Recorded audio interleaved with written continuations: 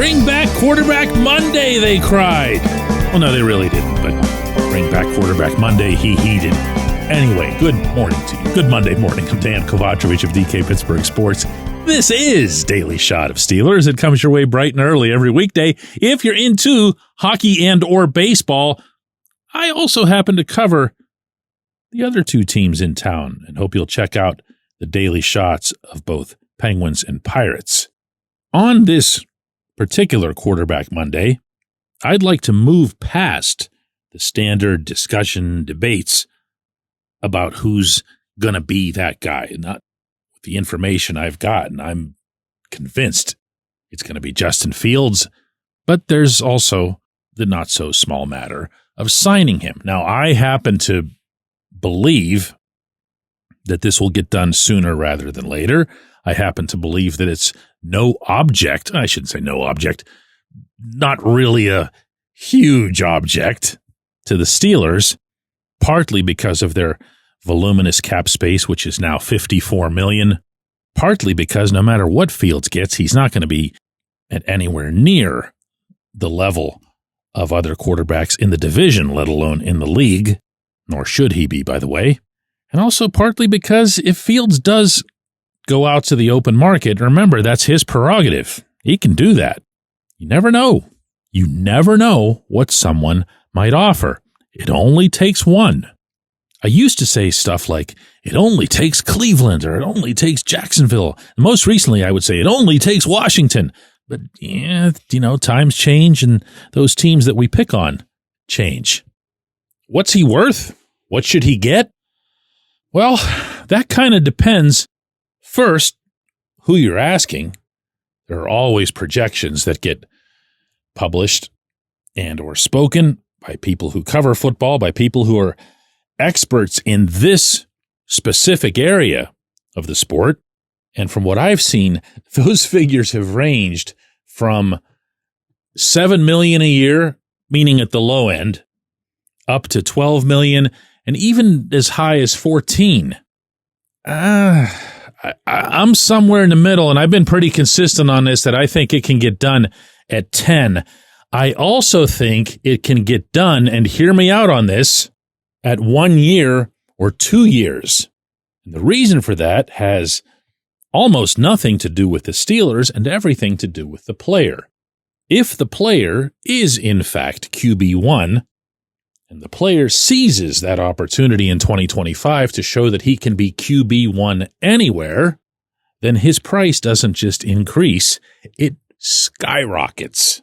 To put that another way, if Fields can become the best version of Fields, and you have all these teams all over the place right now valuing mobility at quarterback, and I don't know that that trait's ever been more prevalent in the league than it is right now, or at least more coveted would probably be a better way to put it, then my goodness, the mind boggles at what he could get paid. And on top of all that, he's going to be 26 years old this coming season. That's not old in quarterback years, even in mobile quarterback years. So if I'm Omar Khan and I'm negotiating with Fields and his agency, that's how I'd be presenting it. I'd go along with that in every way. To look at this from the other viewpoint, I say to them, listen, you can have your prove-it deal. You can have it at 1 year, you can have it at 2 years. We're happy to oblige. And what they have then is a scenario where they can go ahead and draft a quarterback this year. They can go ahead and draft a quarterback next year and keep expanding on their options. They don't have to do some, crazy Cleveland-like thing and sign somebody for $1 billion over 1 billion years. You following me on this? I think it works from either side. Whereas if they do get the best version of Fields and they happen to draft themselves another quarterback along the way, okay, well, that's an asset. It's something you want to turn into an asset.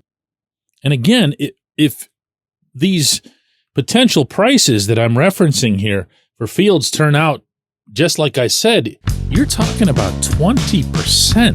That's it. Of the remaining cap space going into that position. Given all the options that Khan has for restructures and all that other stuff, That's like nothing. When we come back, J1Q. Luxembourg, Garbett, Kelly & George is a personal injury law firm in Western Pennsylvania that represents injured people in automobile accidents, workers' compensation cases, and medical malpractice claims. The attorneys at Luxembourg, Garbett, Kelly & George pride themselves in doing what they say they're going to do. It's important to them that when they make you a promise, they keep that promise. And this law firm has been keeping promises for over 80 years. Luxembourg, Garbett, Kelly & George has been AV rated. That's the highest rating a law firm can receive for legal ability and ethics. And the lawyers at the firm have been designated super lawyers, that's a real thing, for over 15 years. Rare combination there. Luxembourg, Garbett, Kelly & George has offices in Cranberry, Newcastle, Beaver Falls, Butler, and Elwood City. Learn more about them at lgkg.com or by calling 888-842-5454. Again, that's 888-842-5454.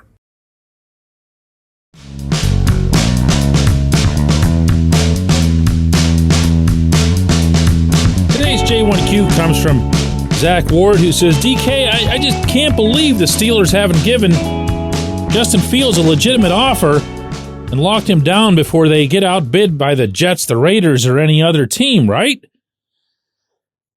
Well, I don't know that the Steelers have or haven't put forth an offer. I don't know that there haven't been a contract talks just because, I haven't reported it or anyone else on our staff hasn't reported it or anyone else anywhere hasn't reported it. Doesn't mean it hasn't happened. Sometimes teams and players and agents are, they're pretty good at keeping things under the lid.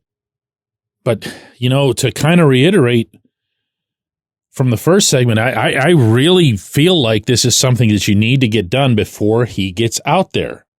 I mean, you mentioned the Jets. How did I leave the Jets and the Giants off my list of teams capable of doing singularly stupid things? And while I'm at it, I could reference the Steelers themselves because they did something, I guess you could say it was similar.